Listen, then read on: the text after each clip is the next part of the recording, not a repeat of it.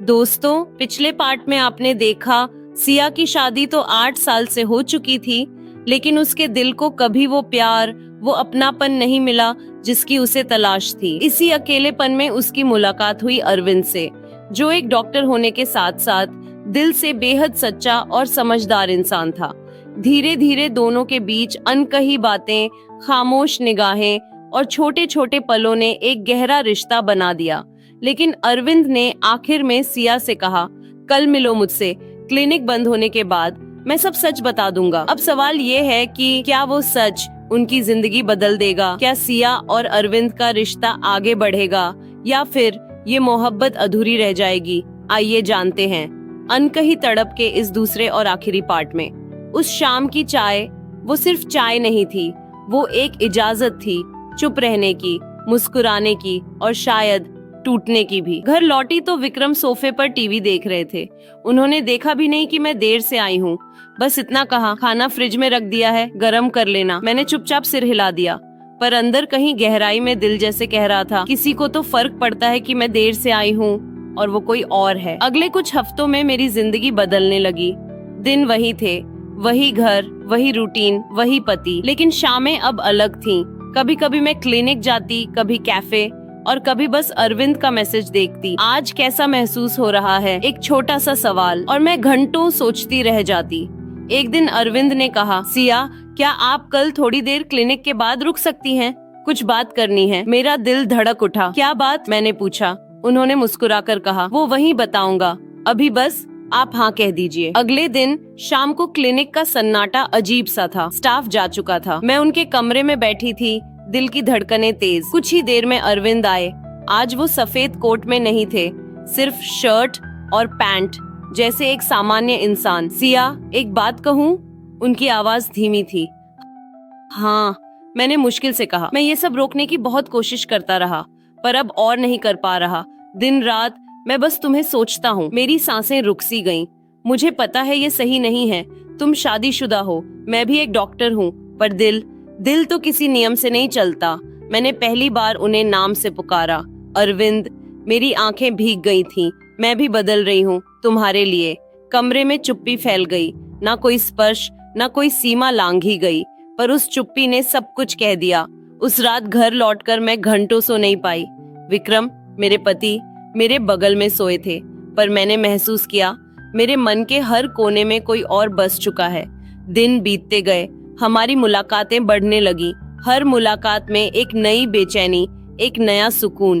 कभी कैफे में चुपचाप बैठे रहते, कभी क्लिनिक में बातें करते, कभी बिना वजह हंस पड़ते, कभी बस एक दूसरे की आंखों में देखते। ये रिश्ता अब छुपने से थक चुका था। एक रात मैं अपने बिस्तर पर लेटी थी, फोन की स्क्रीन पर उनका मैसेज चमक रहा था।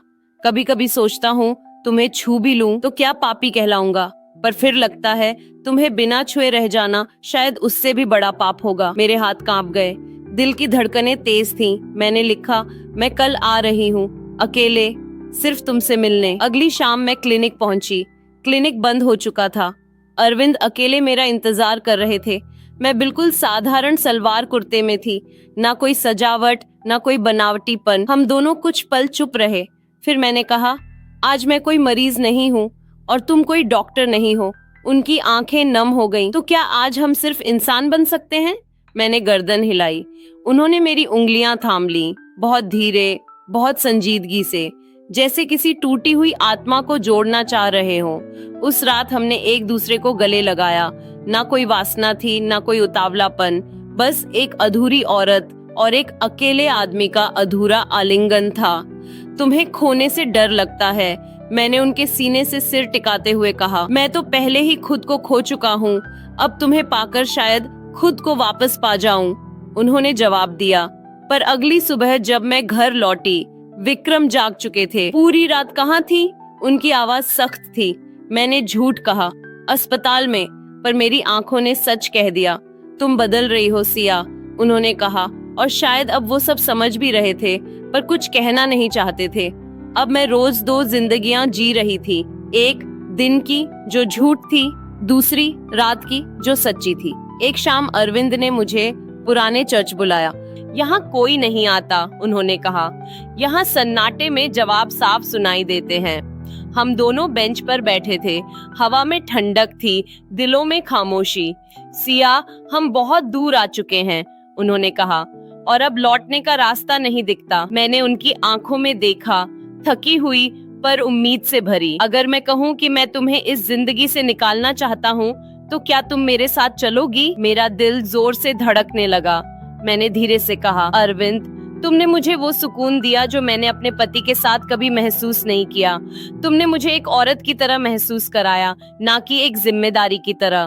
पर मैं सिर्फ एक पल के लिए तुम्हारे साथ नहीं रहना चाहती। अगर तुम्हारे साथ चलूं, तो पूरी दुनिया छोड़कर आऊंगी। क्या तुम भी इतना कुछ त्याग सकोगे? अरविंद खामोश हो गए। उनकी आंखें भर आईं। सिया, मैं तुम्हें प्यार करता हूँ, पर मैं ये भी जानता हूँ कि ये प्यार सिर्फ हमें नहीं, औरों को भी तोड़ देगा। उस रात हमने कोई वादा नहीं किया, बस चुपचाप एक दूसरे को अलविदा कहा। कभी कभी प्यार का मतलब साथ रहना नहीं होता, बल्कि किसी को खोकर भी उसकी इज्जत बचाना होता है। 6 महीने बाद मैंने खुद को संभाल लिया था। पति के साथ रिश्ता और भी औपचारिक हो गया था, पर मैं अब अंदर से टूटी हुई होकर भी जिंदा थी। अरविंद अब एक नए शहर के अस्पताल में थे। उनका नाम अब भी लोगों की जुबान पर था, पर मेरे दिल में वो बस एक दबी हुई आह की तरह गुजरते थे। कुछ रिश्ते अधूरे रहकर ही मुकम्मल हो जाते हैं, और कुछ प्यार सिर्फ याद बनकर ही सुकून देते हैं। तो दोस्तों, यही थी अनकही तड़प की कहानी। एक ऐसी मोहब्बत जो पूरी होकर भी अधूरी रह गई। एक ऐसा रिश्ता जिसने जिंदगी बदल तो दी, लेकिन मंजिल तक नहीं पहुंच सका। शायद यही सच है कि हर प्यार का मकसद साथ होना नहीं होता। कुछ प्यार सिर्फ हमें आईना दिखाने आते हैं, ताकि हम खुद को समझ सकें। अगर ये कहानी आपके दिल को छू गई हो, तो इस वीडियो को लाइक करें, चैनल को सब्सक्राइब करें, और कमेंट्स में जरूर बताइएगा, क्या आपने भी कभी ऐसा अधूरा रिश्ता महसूस किया है? हम फिर मिलेंगे एक नई कहानी के साथ। तब तक के लिए नमस्कार। क्योंकि कहानियों का सफर कभी खत्म नहीं होता, और यही है कहानी की बगिया की पहचान।